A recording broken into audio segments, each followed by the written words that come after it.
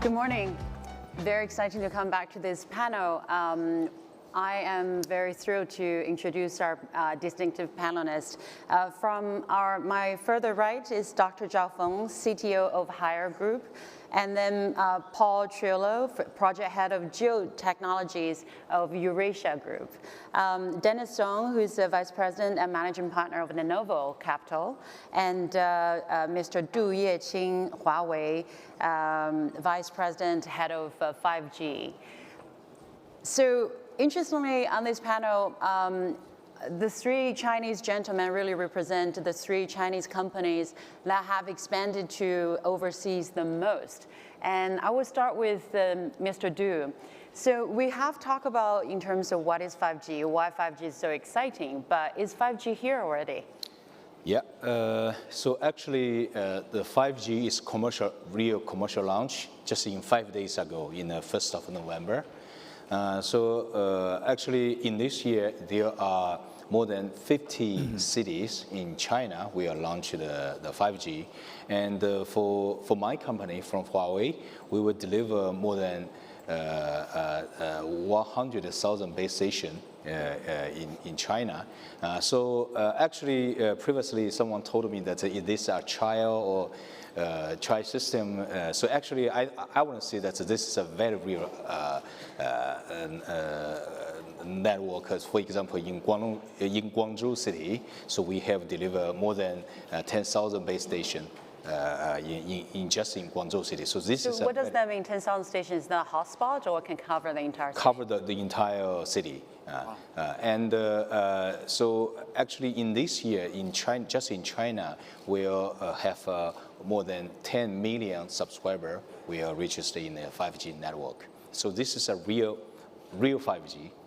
Give us a date in terms of in next January or next time we come to Guangzhou, in which month will we start using 5G? So actually now. Right now? Yeah, you can go to China Mobile and buy a SIM card. You can use a 5G. That's perfect segue to my next question to Dennis. Actually, Lenovo launched the world's first 5G smartphone. And in terms of 5G combined with AI, combined with PC, what is Lenovo's vision in terms of in the 5G world? How does that imply our personal, connected in digital society? Yes, 5G is a very important corporate strategy for Lenovo. And one of the key reasons is 5G is the mega trend of the industry. And if we think about the last generation mobile internet, and 4G only enabled the consumer to generate the data. But in 5G era, that every vertical industry turned to be the smart vertical industry and generate a lot of the 10,000 of times of the data beyond the 4G. So this is the very important productivity to boost the whole industry, not only the consumer, right? So in Lenovo, we announced our corporate strategy as the Smart China, and we call it 3S, including the smart IoT and smart infrastructure by hand and the smart vertical. So this is a very key mega trend for Lenovo. And you mentioned, I think Lenovo also brought out this vision that supercomputers for all. Yeah. So is that part of the plan as well? Allow individuals through 5G network to connect to supercomputers? Yes, absolutely. And 5G get the connection not only for the consumer between consumers, but also from the IoT among IoTs, and also among the industry across all the vertical industry. So this is a mega trend for the whole industry. So Lenovo, we are the top one high performance PC in the world. And we provide the computing power and to generate and empower the 5G infrastructure. That's our vision. Yeah. It's very exciting. We all, in our household, we probably at least have one Haier device in pretty much every household in China. So, Dr. Zhao, since in our life we already have so many devices connected, what does a 5G empowered smart home will look like I think 5G is really a game-changing technology. I would say 5G coupled with IoT, the ubiquitous connectivity of all the things, and AI, that ability to make sense of data in order to serve the customer better. I think that's going to change the way that all our products are being made. I think the previous speakers alluded to productivity tools and other things.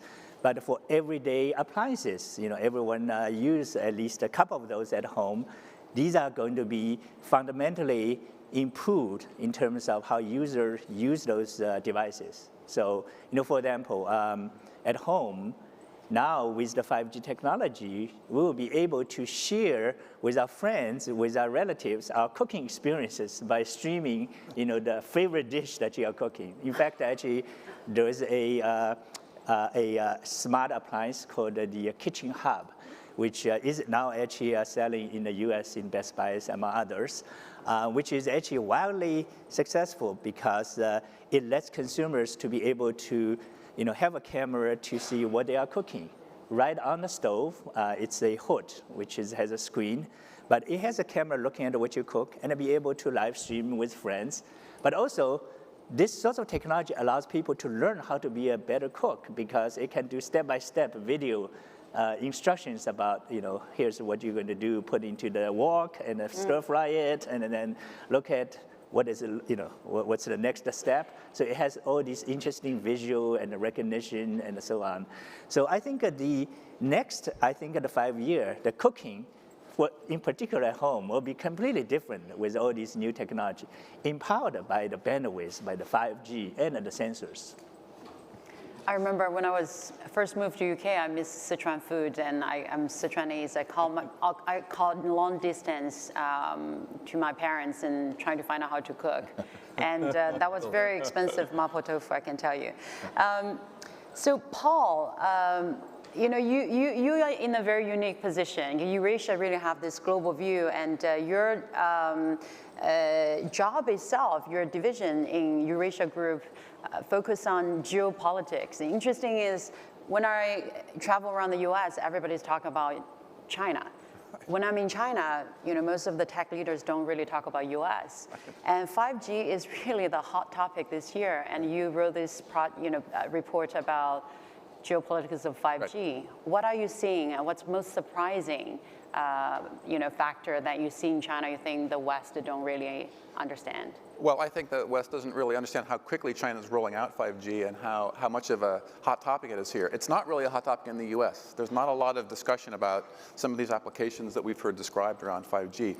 And so part of the challenge is each country has different sort of priorities in the 5G game. So in the US, for example, there's some big issues around spectrum. So the US hasn't freed up some of that mid-band spectrum that China has allowed all the carriers to use that will allow some of the mobility services around 5G. So there's a big debate in the US now about how to free up that spectrum, which is controlled by satellite operators, for example.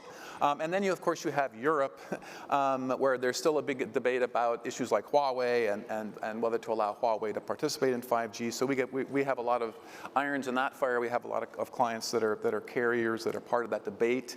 It was alluded to earlier by some of your speakers. That's a really challenging one going forward here. So I think in the next year or so, we're going to see some really major issues in this play out with the U.S. trade talks. That, I think Clay alluded to that earlier. If those talks become a little more amicable and the U.S. and China can come to some agreement in the phase one, then potentially there'll be some reduction of pressure on Huawei. The U.S. government could release some licenses, and then the Europeans are in the middle of this. So a lot of other countries around the world are in the middle of this U.S.-China dispute over technology, and that's hampering their ability to roll out 5G in places like Europe, because there's a lot of concern about Huawei's future and ability to supply equipment and that kind of thing. So I think as we look at different markets, every place is different. Asia has there are different priorities in Japan and Southeast Asia. In Germany, they want to get to autonomous vehicles really quickly, so they want 5G now, as fast as China. In the U.S., it's very limited deployments, and still nobody's talking about sort of wide-scale deployments for some of the really key features like the ultra-reliable low latency and some of the enabling features that will allow those really cool applications like autonomous vehicles and remote surgery, that kind of thing. But You know, the question always come back. I always struggle with this question because the discussion is so much driven by, you know, it's very binary, right? US or China, but the world has more than US and China, two nations. So where do you see, who will benefit from this fight? Well, that's a great question. That's a great and complicated question. So in some sense, that depends on how the fight turns out, right? But I think even if we get to back to some level of stable economic relations and some of the furor over the technology conflict dies down, I still think that there are a lot of beneficiaries. So immediately there are going to be a lot more players in the 5G space, right? I mean, Huawei is expanding its supply chain in China and in other parts of Asia, so there'll be a lot more players. There'll be a lot more players in things like open RAN, Open Radio Access Network, which is a big issue, trying to get more competition in that area. So I think there'll be a lot of beneficiaries sort of in terms of smaller companies coming into 5G. Also the big players like in Taiwan. I think Taiwan is a big winner in all this. TSMC, for example, is going to be manufacturing advanced chipsets for consumer devices and for other industrial devices for whoever is doing 5G, right? So both sides of the equation. So I think Taiwan ends up becoming a big winner in this. So the large companies like Samsung, TSMC, Intel that are designing semiconductors at the cutting edge are all going to be winners. And then there'll be a lot of smaller players coming in and increasing competition. I was in Barcelona in February, and I was blown away by how many companies you've never heard of are all playing key roles in pieces of 5G. I mean, there's 135,000 people in Barcelona, fantastic conference, but you realize that there are a lot of different parts of 5G and many companies coming in and seeing benefits to like Haier and leveraging some of the capabilities of 5G. Yeah, I was in Madrid recently. Every business meeting, everyone in Spain, like they carry two phones. One of them is a Huawei. So clearly you're doing something right in Spain.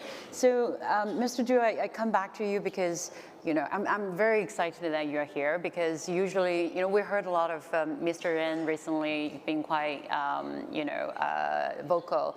And as a senior executive in Huawei, under this environment, you actually on the ground executing. How do you see the roadmap for Huawei under this kind of geopolitical environment? And what it's like to be a senior executive and Huawei to execute at this time? So this is also a very challenging question. And if we just think about the 5G in the following 10 or 15 years, we call it the 5G generation or 5G year. So we think that, so currently, for example, for this year, we have already signed almost 60 commercial contracts with a global mobile operator, which is 2 of the 3rd of the global market. And half of them have already commercial launched. So it seems that the first wave of the developed country have already launched the 5G business. And in the following 2 or 3 years, the emerging market also will start because during these 2 years, we travel a lot to exchange idea about the spectrum issue or a lot of technical question. So we think that 5G will be much faster compared to the 4G time, like 2 or 3 years earlier, faster than the 4G time. So I think in the first half year, most of the network deployment job will be finished.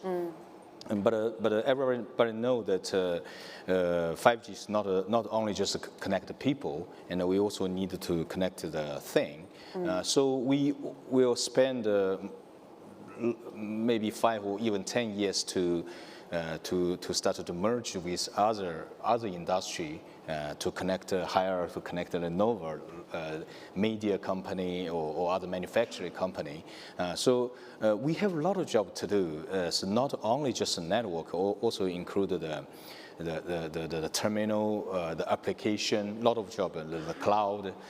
So we think that the development of 5G or development of Huawei in the future, it is, I think the main job it is how to bring a lot of industry together and to do some business together. So I think this is not just about the politician. This is about the business cooperation. Sure. Give us a geographic roadmap. Yeah. You mean the... For Huawei to focus on the next 5-10 years? Yeah. Africa? So actually, for example, now we not only just deploy our 5G in Asia Pacific. So actually, for example, in Middle East, all of the GCC countries have already started. So most of them have already chosen Huawei. Right. And in Europe, most of the big countries will have already started the 5G commercial. So we got around 30 of those commercial contracts. So I think everything goes well, and for our 5G product, we didn't feel too much impact from that protection issue. Interesting. So basically everywhere in the world apart from North America. Okay. Dennis, you know, we always say one door closed, another door open, and you're in charge of strategic acquisition and investment for Lenovo. And where do you see opportunities, and what is your strategy in terms of enhancing this 5G-empowered PC and AI world for Lenovo? Yes. 5G is a disruptive technology, will reshape and disrupt and deeply influence every vertical industry. This is our truly belief. And so our investment strategy first is from the terminal and cloud key components of core technology. And we believe this will be the foundation to help Lenovo and help the whole industry to build a good product. And second is the application layer. In application layers, we believe that 5G will enable like a smart city, smart medical, the AR, VR in personal computing devices, where they will change a lot, and smart transportation, autonomous driving, and all of this, in all of this area, that 5G is the foundation to enable this. And so we both investment at the core technology in terminal and the cloud side, cloud infrastructure side, and also we keep open eye to investment 5G application. And are your investment target mostly in China or global? Global. Yeah. We have our investment office besides China. We have in Hong Kong and also in Israel, and we have our division in Japan, the US. Yeah. Exciting. Dr. Zhao, so obviously with, you know, when our every device compliance in home is connected and empowered by 5G, we will create so much data, you know, just through everyday activity. What is Hire's core value when it comes to consumers' privacy? Yeah. It's a great question. I think the first we ask is, you know, what value experience we bring to consumers with all this connectivity and with all the data, right? You know, about a month and a half ago in Shanghai, we opened a flagship store, Hire Smart Home Experience Store in Shanghai, 5,000 square meters of floor space. We show to the consumer, you know, what with 5G, with AI, with IoT, the product experience will be. So that experience is actually presented in terms of what we call the 5+7+N. What is 5? 5 are different living spaces across the home: kitchen, living room, bedroom, bath, and then balcony. And the 7 is the 7 solutions for the home, like your whole house air, you know, clean air with the right moisture and all the other things, and clean water, right? Healthy, you know, recipes, food, and so on. So 7 different solutions. And N is all different scenarios using those products. So with that, the consumer really wowed about this thing. So in fact, up to date, we already have for this 5+7+N, the new smart home product lineup, we have 429 products that are in that lineup that are all connected. And across the China, all these markets, we have 3,400 plus stores that has been upgraded from a traditional, you know, the shelf with all these products to something which I call these scenario-based interactions, that the user can see the products and can actually play with it, and then decide whether they're going to purchase or not. So with that transformation, I think the consumer really embrace the lineup, and the experience comes with that. Last Thursday, we just had our third quarter financial results, and for the first 3 quarters, we actually had the revenue up by 7.7% and the profit up by 26.2%. So it was nice that the next day on Friday, our stock actually up by 9% in one day. So that actually sees user loves the experience that these smart connected products enabled by 5G, AI, and the IoT that we put in. What you were asking is very important, that there's always a fine balance. Yes. That is, when we bring all the experience to a user asks that, what about my privacy? What about my data? So we always believe that we only connect data at the user's, this consent, that we use the data for the better service of the devices and the experience. For example, we collect the data from the operations of the air conditioners. And so when the user actually has some minor issues with the product, as soon as they make a call to our service center, our service rep would have on their screen saying, oh, this air conditioner has this sensors that says that, oh, there's the, for the air conditioner, you have the outdoor unit, you have the indoor unit. The outdoor unit may have a fan noise and has issues with belt or bearing and so on. So those kind of diagnostics or remote abilities to tell whether something, is wrong or whether something you can actually just upgrade with the software is really a great plus for consumer experience. So we believe that collecting the data in the service of the user interest is the right thing, with the safeguards, of course. We have the physical security, we have the cyber security, and we have all the data, these protections around it. So making sure that for every region that we operate in, we actually adhere to the strictest standards of the regions, right. And the data is the global standards. Customers' data is anonymized, right? So no personal data being sold to third party or.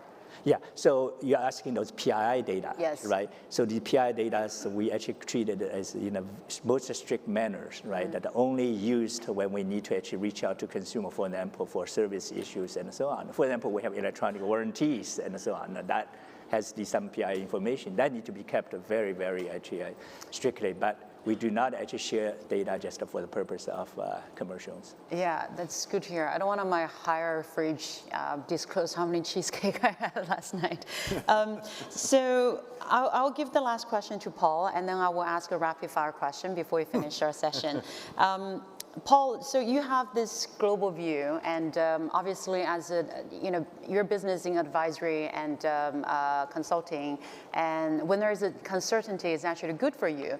But I believe the entire Eurasian group also have this ideal, right? So what should be an ideal global 5G landscape, and what should U.S. and China key players to work towards that?